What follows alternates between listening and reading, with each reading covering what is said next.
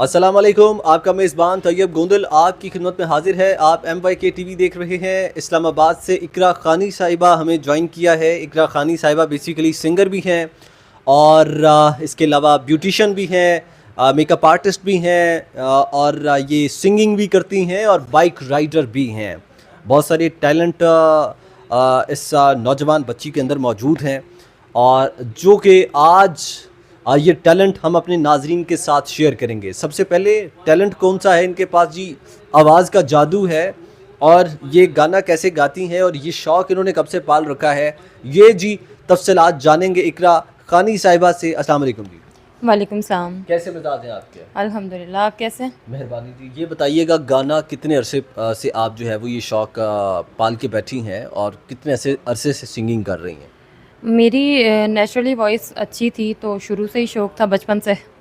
जब से होश संभाला है तो बस सुनती थी, तो दिल करता था वो, फिर आहिस्ता आहिस्ता खुद ब खुद ही पैदा हो गया शौक़ कि अब प्रोफेशनली गाने शुरू किया। वन ईयर हो गया, 1.5, तब से गा रही हूँ।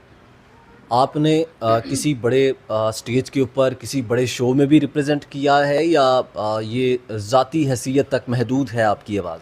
मैंने डिफरेंट चैनल पे रिप्रेजेंट किया, चैनल्स पे किया है और शोज़ में, मॉर्निंग शोज़ में किया है, वैसे म्यूज़िकल शोज़ में किया है। इसके अलावा 1-2 इवेंट्स भी किए हैं। ज़्यादा चूँकि मैं इवेंट्स नहीं करती, बहुत कम, चूँकि टाइम ही नहीं होता इतना, बहुत कम करती हूँ, लेकिन करती हूँ कभी-कभार इवेंट्स का। इसका कोई बेनिफिट भी होता है आपको गाने गाने में? देखिए, जो बेनिफिट की बात है, जहाँ तक तो गायकी मेरा शौक़ है, उसको मैं बेनिफिट के लिए नहीं गाती।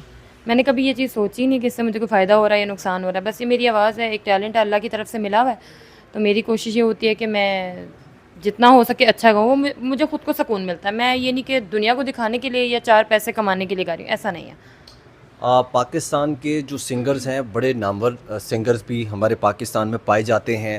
आपको पाकिस्तान के अंदर कौन सा जो है वो सिंगर, उसकी वॉइस आपको अच्छी लगती है? आप किसे कौन से सिंगर को पाकिस्तान के अंदर जो है वो फॉलो करती हैं? इसके अलावा आपको इंडियन सिंगर्स के अंदर जो है वो कौन सा सिंगर आप उसे लाइक करती हैं या आप उसे सुनती हैं? काफ़ी सारे सिंगर्स हैं यूँ तो, और माशाल्लाह सबकी ही आवाज़ बहुत अच्छी है, चूँकि बहुत मेहनत करते हैं, बहुत दिल से गाते हैं। लेकिन जिनकी आवाज़ में बहुत ज़्यादा दर्द है ना, और वो सीधा जाके दिल पे लगती है, वो राहत फ़तेह अली खान है पाकिस्तान में। और इंडिया में तो आपको पता है बेशुमार हैं।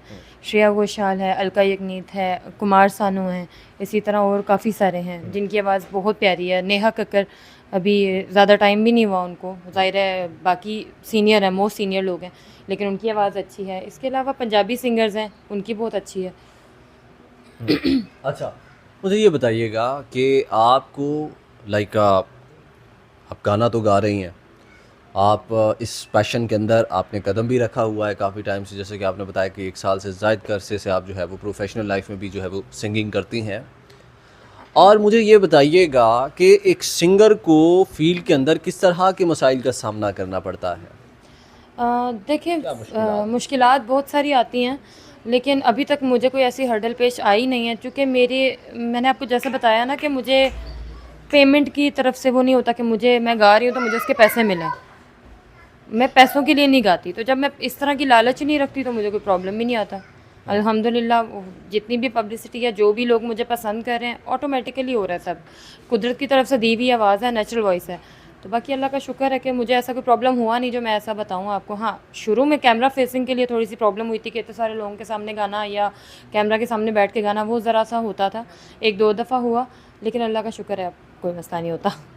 आज आप हमें कौन सा गाना सुनाने वाली हैं? प्रोग्राम का आगाज़ कौन से गाने से करेंगी? मेरा बहुत फेवरेट सैड सॉन्ग है, उसी से करूँगी। अच्छा, सैड सॉन्ग वैसे हाई मुझे पिच भी में बड़े पसंद है, मुझे भी। आप सुनाइए, बिस्मिल्लाह कीजिए।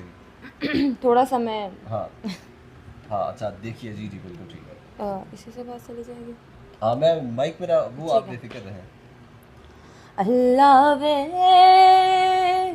अल्लाह वे, अल्लाह वे,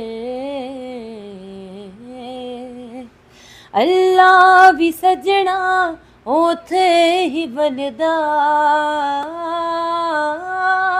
अल्लाह भी सजना ओथे ही बलदा, मेरा त पचस सा भी नहीं चलदा, आ जा बेरूदे कर जा न बेड़े, हंजू जो बगदे नाते ने तेरे ए दिल नूं भी खबरां तू वापस नहीं आना, फिर भी क्यों तेरी तस्वीर जी तेरे।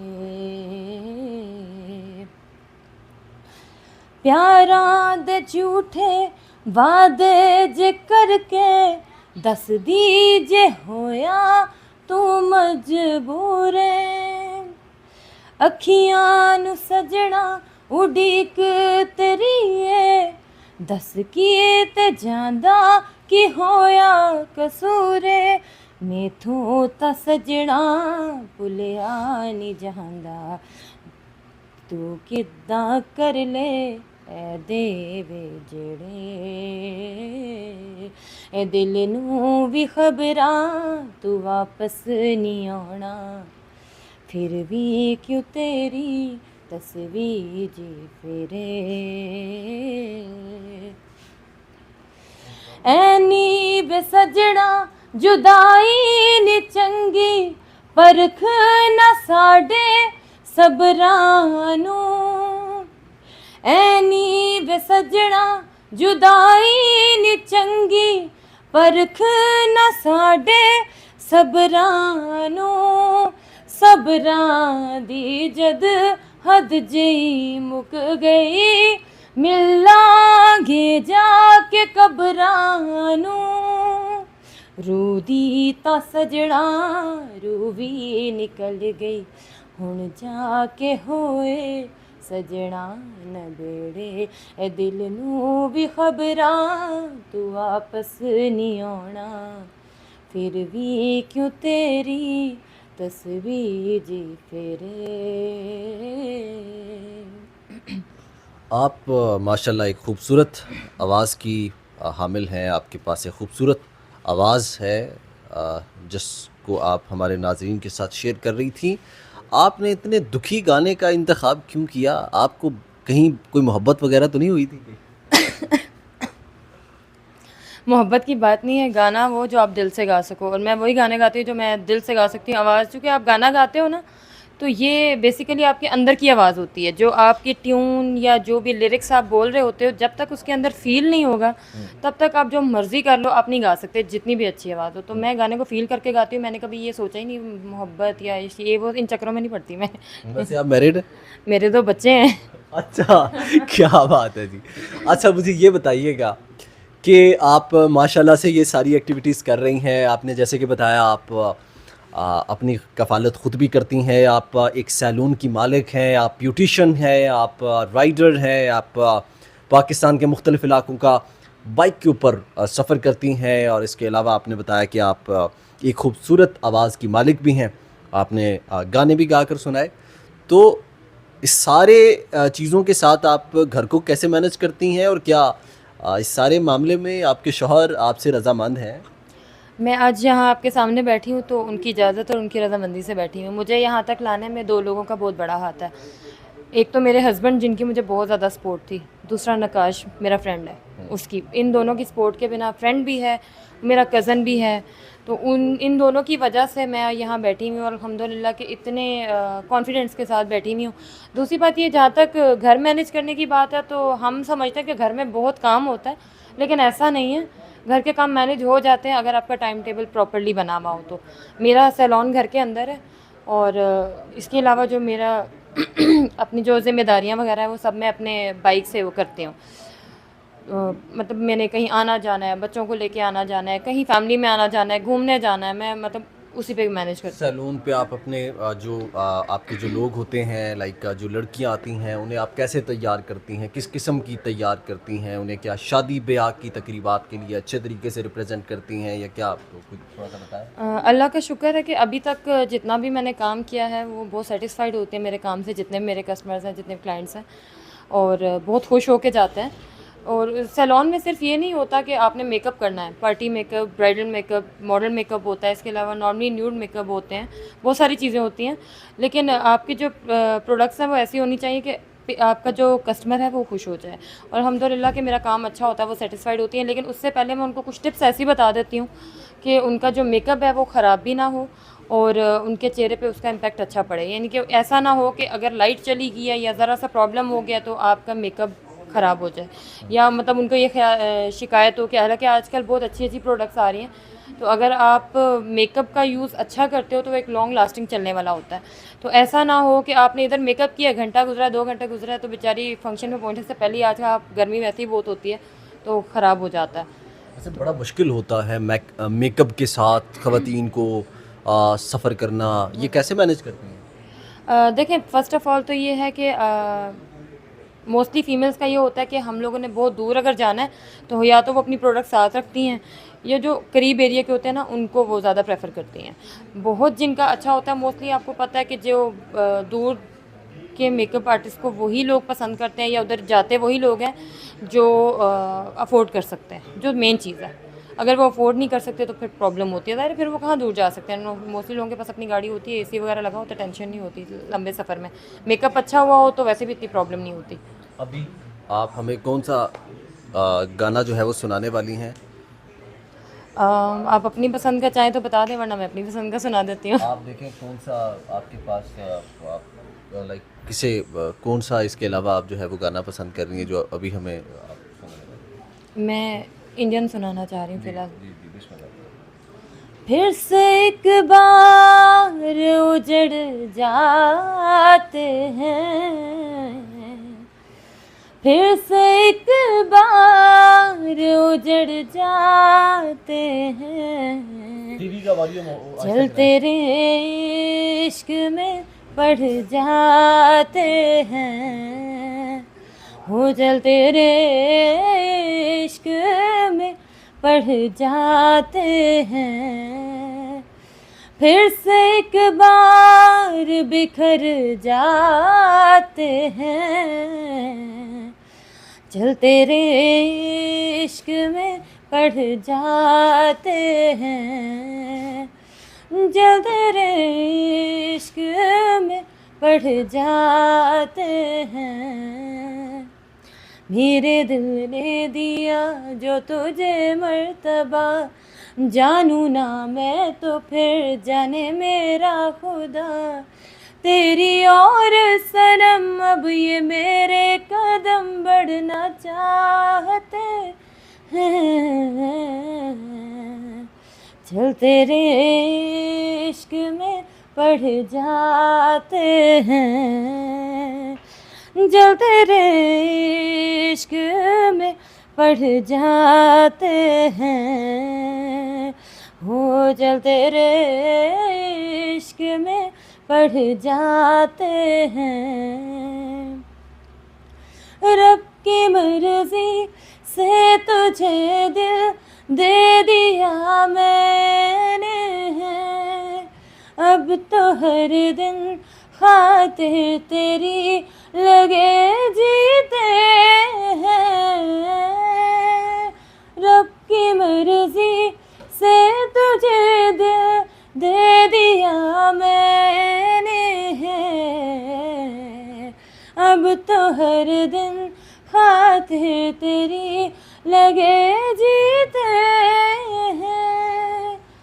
हम उनमें से नहीं जो राहों में कहीं, हम उनमें से नहीं जो राहों में कहीं बिखर जाते हैं, चल तेरे इश्क में पड़ जाते हैं, हो जल तेरे इश्क में पड़ जाते हैं, चल तेरे इश्क में पड़ जाते हैं। वाह क्या बात।